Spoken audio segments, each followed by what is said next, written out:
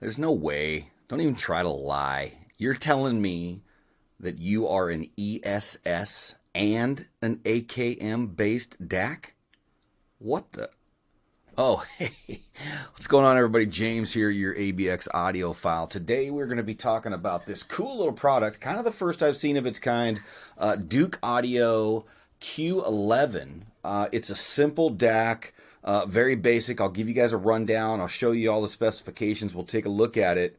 $150 on Amazon. And yes, it is an ESS AKM4493 hybrid DAC. I know you guys are all raved up about this AKM 4494. The 93 is kind of the older chipset.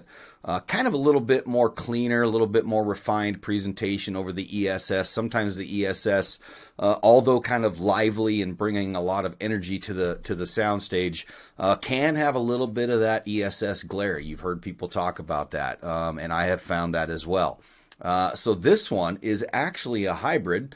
Takes an ESS DAC chip and an AK4493 DAC chip, and does some magic inside the box, and it's switchable. You can choose one or the other or blend them both to tailor your sound profiles. So let's take a look at it, and I'll come back and give you guys my thoughts, and we'll get you guys out of here. Let's go.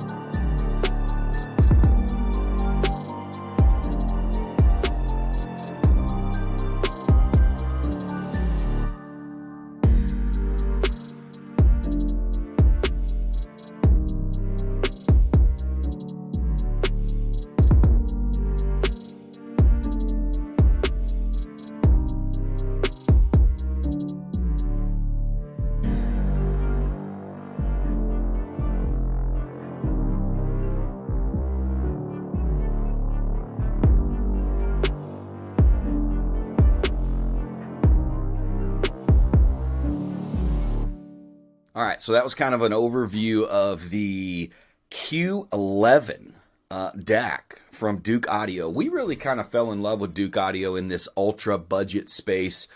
We've had a lot of the IEMAs and the Fozzies and the Douks, and you know, they send them to us pretty much constantly to kind of review. And we've really just kind of found that Douk just kind of does it, you know, pretty damn good. So, yeah, like I said in the review here, you got a nice display. Knob feel is okay, probably a 4 out of 10. It's a little bit wobbly, but it works. It is press and rotate, so you rotate the volume. You can change your settings here, your inputs. The nice clear top, like he's talked about, you can see the LEDs in there. Nice shine to them. Really small case. Little rubber feet on the bottom. You've got your, again, your RCAs kind of close together, but you've got your outputs here, going into your stuff. You've got a small array of digital inputs. You got your coax optical and USB, of course, and then your little barrel pin for your plug. But nothing super fancy here, $150.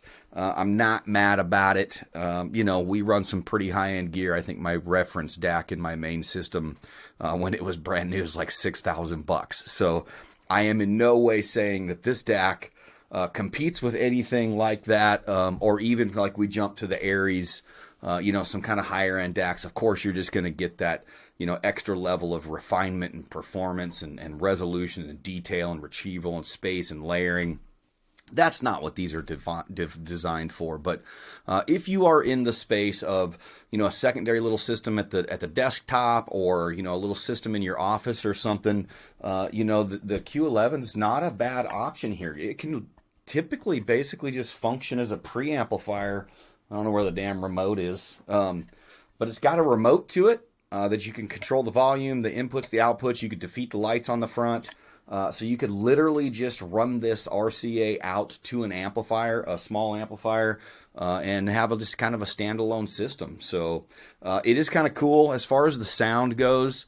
When you do have it on ESS mode, you do get kind of like that little bit better energy and presence kind of in the stage, but you do get some of that glare. It's probably not the most refined ESS DAC that I've heard, but in the space, it's one of the better ones. And then switching to the AKM4493, of course, most of you have probably heard a DAC with the 4493 chip in it. Just brings that level of refinement, gets rid of that glare. You get a little bit more detail retrieval and stuff like that. But it is a little bit less of an energetic presentation. So to be able to blend the two is really nice. I kind of enjoyed the ESS and the AKM blending, where it actually runs both of them at the same time. That was cool because you get some of that vibrancy and liveness back, but it eliminates that ESS glare and that edge that you kind of typically get with some of the cheaper ESS DACs.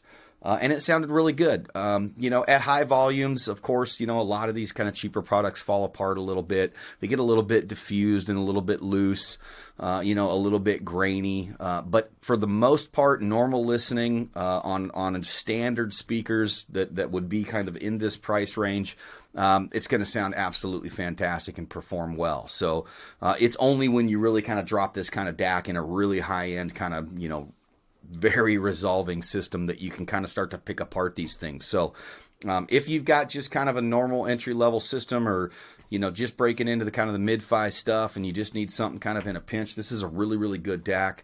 Sounds good. I could not fault it really at all at the end of the day. And I kind of like the lights. My wife came in and looked at it, and she was like, "Ooh, that's kind of nice."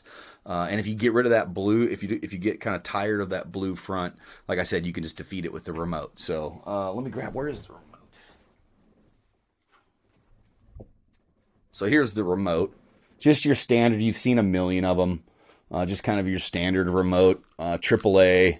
Like I said, you can hit the defeat the lights here. It's got your volume. You can select your inputs, whether it's USB, coaxial, Bluetooth. When you click this button here, it actually changes the DAC settings, so you can jump from your ESS to your AKM or the blended mode with the remote. Again, has the volume knob on it. The volume is controllable from the remote here too. So like I said, essentially this could literally be a standalone preamp if you have a cheap DAC or a cheap streamer to run into it.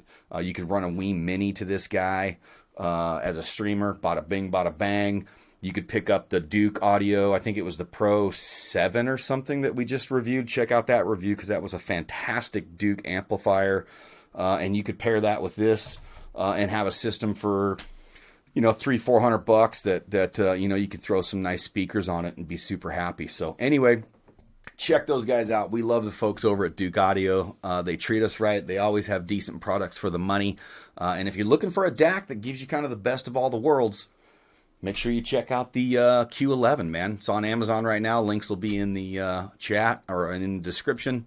And again, my name is James, your ABX audiophile. 100% of our proceeds go directly to support youth musical programs that focus on mentorship through musical creation.